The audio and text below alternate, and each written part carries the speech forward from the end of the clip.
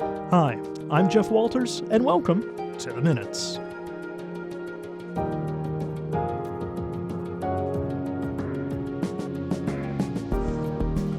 And thanks for listening today. It's great to have you along on The Minutes this week. This is a City of Thunder Bay podcast. The Minutes takes a look at what happened at Thunder Bay City Council this past week.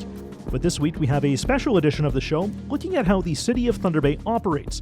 We have a feature interview with City Clerk Krista looking at what a City Clerk does and how they keep our city running. You can find The Minutes wherever you get your podcasts, including our YouTube channel and our website, thunderbay.ca/theminutes. If you want to keep your finger on the pulse of what's happening at City Hall, just hit that subscribe button.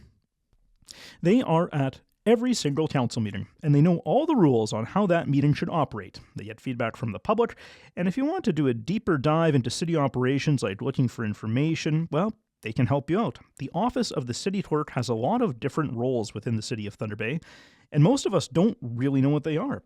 Krista Power is the City Clerk and the Director of Legislative Services in Thunder Bay, and who best to explain what the Office of the City Clerk does? Well, then, the City Clerk herself. Krista, thanks for coming into the Minute Studio today. Thank you for having me. So, as I said in the introduction, there's a lot of different things that the Office of the City Clerk does. So, how would you describe your office or your role within the city? There's actually a great article from the Globe and Mail from the City of Toronto from many years ago when someone asked the mayor at the time, what does the city clerk do in the City of Toronto? And the response from the mayor at the time was everything. And I don't mean that we do everything, but we do touch everything. Anything that comes to council comes through our office, and anything that directly reflects legislation generally crosses our office. So we do a myriad of things. And I would say that there's a lot of legislation to deal with in Thunder Bay. Yes, and I would say that one of the things that people don't often realize is that it's not just the Municipal Act, which is the piece of legislation that governs how City Council functions.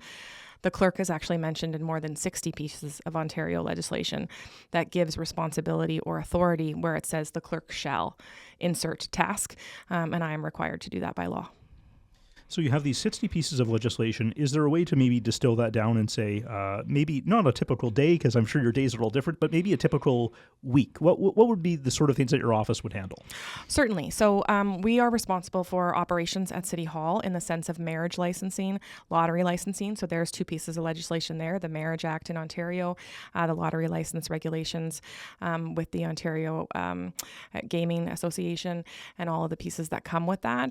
So we certainly manage operations on a day-to-day basis by issuing marriage licenses, by offering marriage ceremonies, civil ceremonies, managing everything to do with lottery licensing, whether it be eligibility for organizations or actually getting that raffle license or the 50-50 license, whatever it happens to be. Yes. So we certainly have involvement with that. We also are customer service based as well. We sell bus passes. We connect people with transit, connect people with city departments.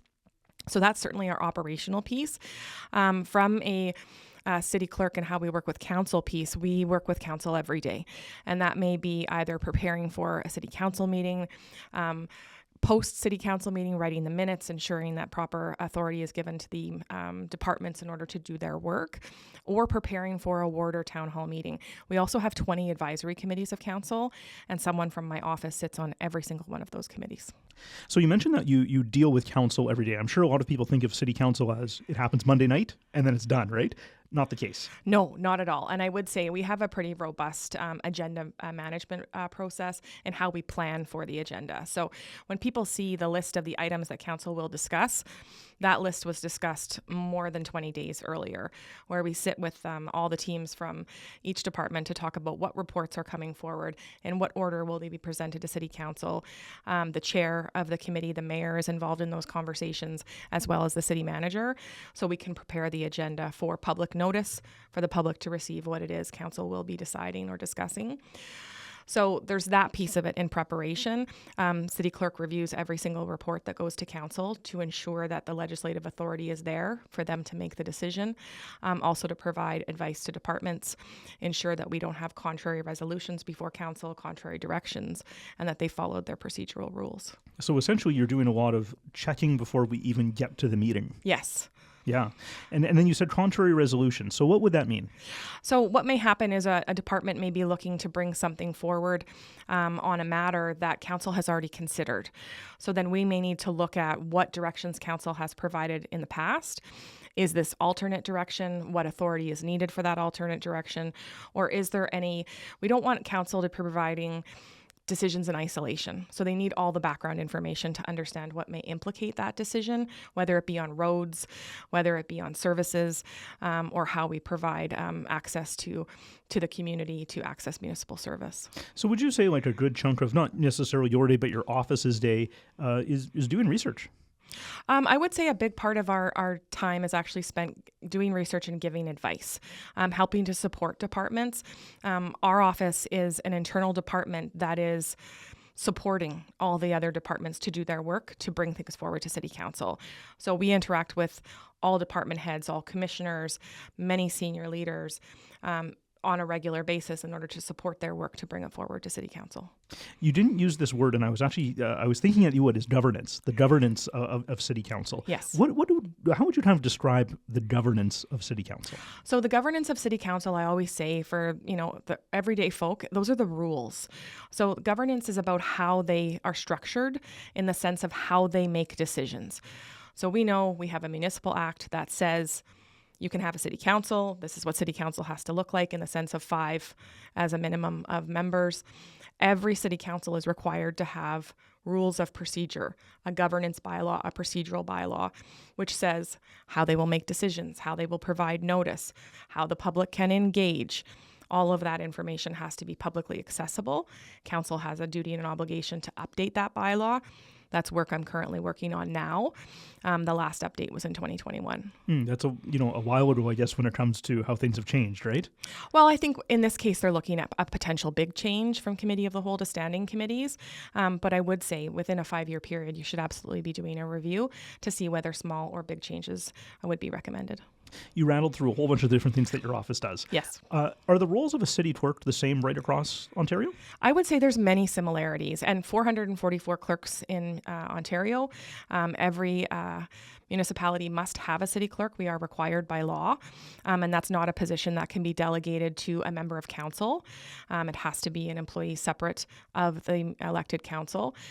So I would say we have many similarities, and we have a pretty tight group of the Association of Municipal Clerks and Treasurers. We share information all the time. Someone has a policy I can look at. Somebody has seen work that we've done and want our advice. So we share information on a regular basis. That being said, every municipality is different. The level of services we provide in the city of Thunder Bay, police, fire, ambulance, long-term care. Not every municipality is going to provide those services. I also have huge respect for small town clerks. Small town clerks don't have planning departments. Sometimes they're the fire chief. They do a little bit of everything. They're in charge of the cemeteries.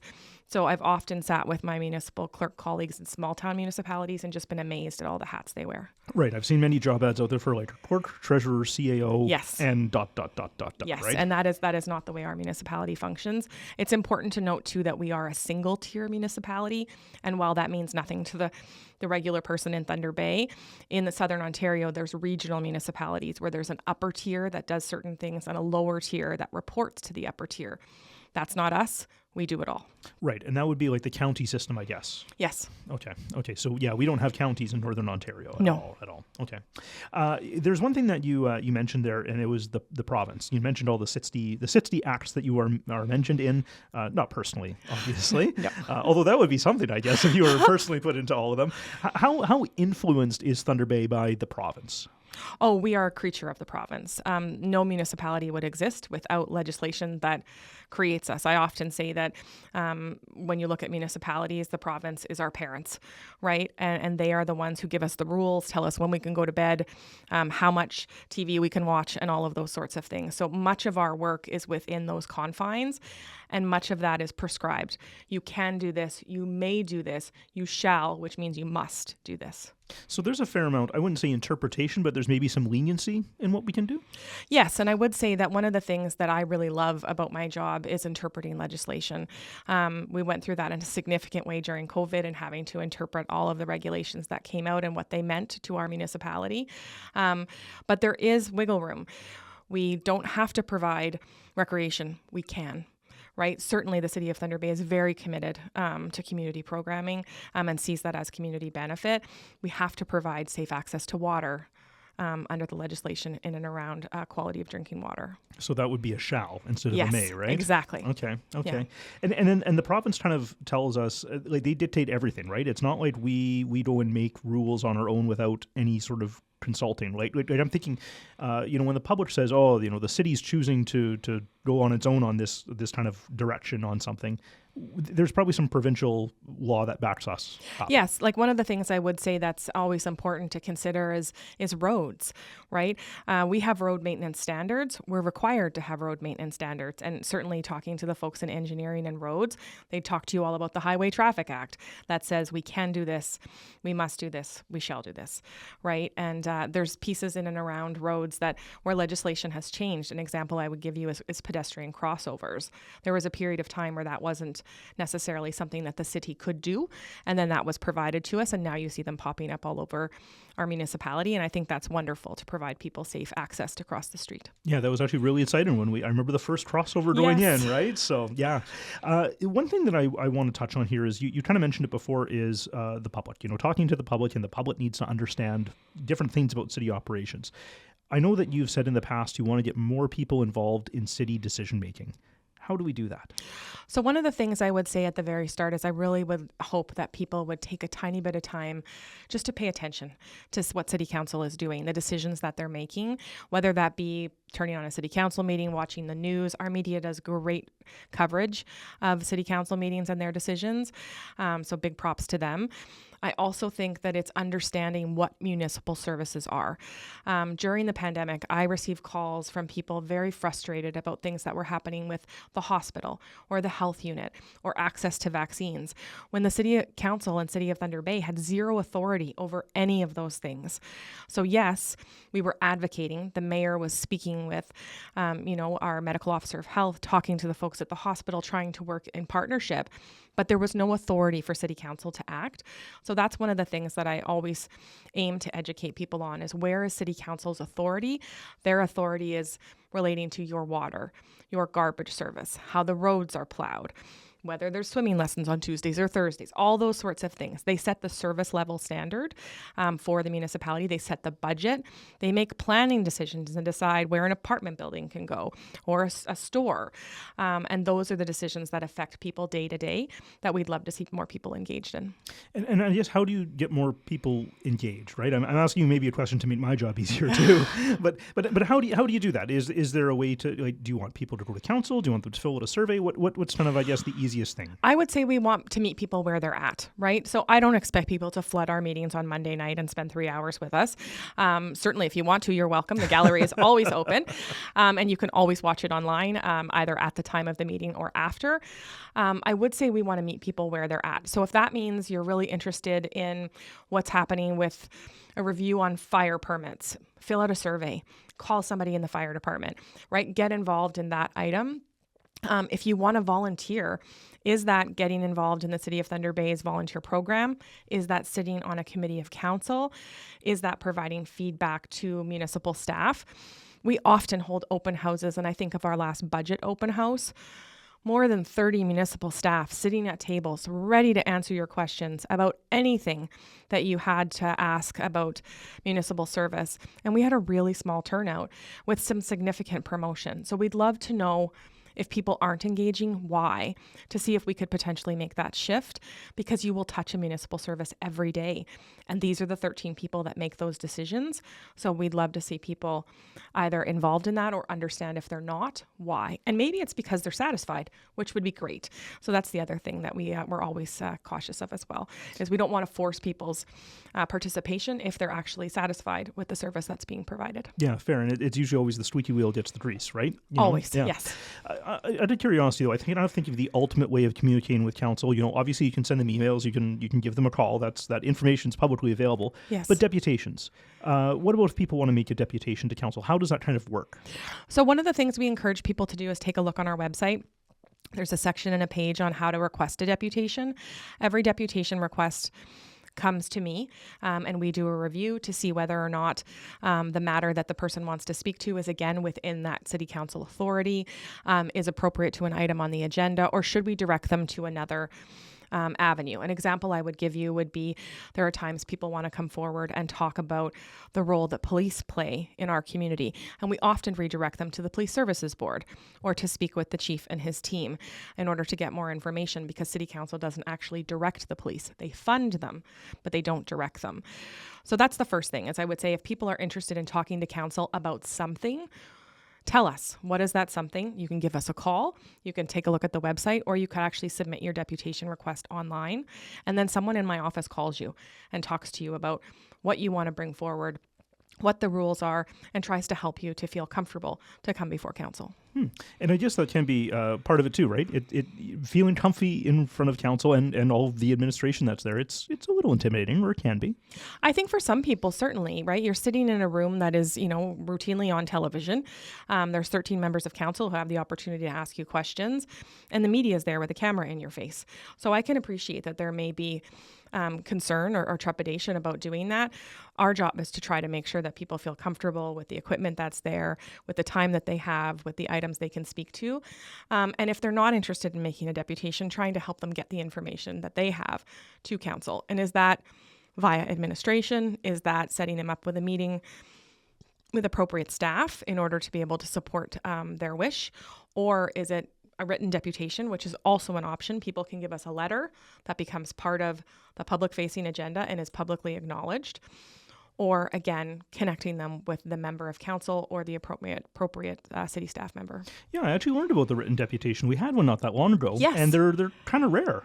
They are kind of rare. And I will say it's something that actually came to us during the pandemic, when we were challenged to try to sort out what that looked like. There were people that said, I don't want to come in person because I don't feel comfortable. I'm not techie. I don't want to click online. Fair enough, yeah. But I want to be able to give you a letter. So we actually made that amendment to our procedural bylaw in 2020 to allow for that option. And then coming out of the pandemic, we thought, why would we change it if that's how people choose to engage? We've been talking a lot about information here, getting information or giving information to council. What about archives when it comes to finding out information? What role does your office play when it comes to the archives? I really encourage anyone who wants to visit the Harry Kirk Archives and Records Center to certainly pop by. Our opening hours are on our website, or you can always call. I often say when you think about archives, they're keeping the City of Thunder Bay's memories alive. So we have all of the history from the City of Fort William, from the City of Port Arthur, in vaults that is protected, temperature controlled, and secured in order to protect those important documents and records, maps, whatever it happens to be for the years to come. So it really is a fountain of information. There are people in our community that use it on a regular basis for research, and maybe that's realtors, lawyers, people doing ancestry research or family history. So certainly we are always open and welcome to working with folks that want to learn more about the city and want to use our records to do so. And is that normal for that to be under the city clerk's department to have archives? Yes. One of the things I would say that is most common in most of Ontario is that the clerk is responsible for records. We are responsible for keeping the record of city council meetings. That's what we do. So therefore, by extension, often the clerk is responsible for the records of the corporation. In my case, I'm also responsible under the Municipal Freedom of Information and Protection of Privacy Act, another piece of legislation, MFIPA. So when people make freedom of information requests, those come to me. Okay. What about the role that you play when it comes to accessibility? What does accessibility, I guess, also mean? Because I think a lot of people first think of, physical accessibility, ramps to get in the building or what have you. But what does accessibility mean for your office? Yes. So accessibility, again, another piece of legislation. We're talking about the Ontarians with Disabilities Act and access for people with disabilities. So by law, our city is required to have a municipal accessibility committee. We're also required to have a municipal accessibility plan. And that plan has to be approved by council and is built every couple of years and then updated. So we have a municipal accessibility specialist for the City of Thunder Bay who works in my office, helps to support the work of that committee, builds that multi-year plan, and then is a resource to all the folks across the corporation to include accessibility in our work. And you're right, sometimes it's a ramp, it's a door actuator to open the door for you. Sometimes it's making sure that the website is accessible. So if you are a person who has a screen reader, you can access information in the same way as someone who doesn't have a screen reader and is able to read through all that information without a visual disability. These are all different things that I would never think the city clerk does, right? You don't think of accessibility, maybe the archives a little bit, but these are all certain things I wouldn't have thought of right off the top of my head. Any other surprises that you think that you do that people may not be aware of? Well, I mentioned the Marriage Act in the sense of the marriage licenses that we offer here at City Hall. We're also the person responsible for commissioning and, delivering marriage services, officiating over weddings. I do not do all the weddings in the city of Thunder Bay. We do hire commissioners who work on our behalf, but people often don't think about that piece, right? That when it comes to weddings, a civil ceremony is done by your city clerk. Is that one of the best things about your job? I would say it's one of the only perks. I've had the great privilege and honor of being able to officiate over some marriage ceremonies of people I love very much. So it's certainly a wonderful gift to give to people. Well, that was actually my final question, which was, what are some of the best things about your job? So marriage, anything else beyond that? I would say the two other best things about my job is that I sit in a place where I get to see decisions happen for my community every day. I get to see City Council make decisions about a community that I love. And I get to be a part of that. I get to provide advice. I get to provide support. And I'm apolitical. The clerk is, I always use the term Switzerland. My job is the process. I'm not focused on the decision. I'm focused on making sure they've made the decision lawfully. So being part of all of that, I think, and being a part of a history of our city, that's pretty darn cool from my perspective. But I would say one of the best things about my job is the team that I work with. The team in my office and in archives and records and privacy, phenomenal folks, smart, talented, hardworking. These are people that are here at 9 o'clock at night to finish a committee meeting, here at 7 o'clock in the morning to pull in all the tabulators for an election. And I would say that having the ability to work with those folks just makes every day better. Krista, appreciate you coming in today. Thank you very much. Thank you. That's Krista Power. She is the City Clerk and Director of Legislative Services in Thunder Bay, and she joined me today in the Minutes studio. And a big thanks for watching the Minutes this week. Of course, if you want more information about City Council, agendas, or minutes, visit thunderbay.ca/council. If you want to listen to past episodes or maybe provide some feedback, visit thunderbay.ca/theminutes. You can also get the Minutes wherever you get your podcasts. Plus, you can find us on YouTube. If you want to keep your finger on the pulse of what's happening at City Hall, just hit that subscribe button. I'm Jeff Walters. Thanks for watching this week. We'll chat again next week. Make it a great day.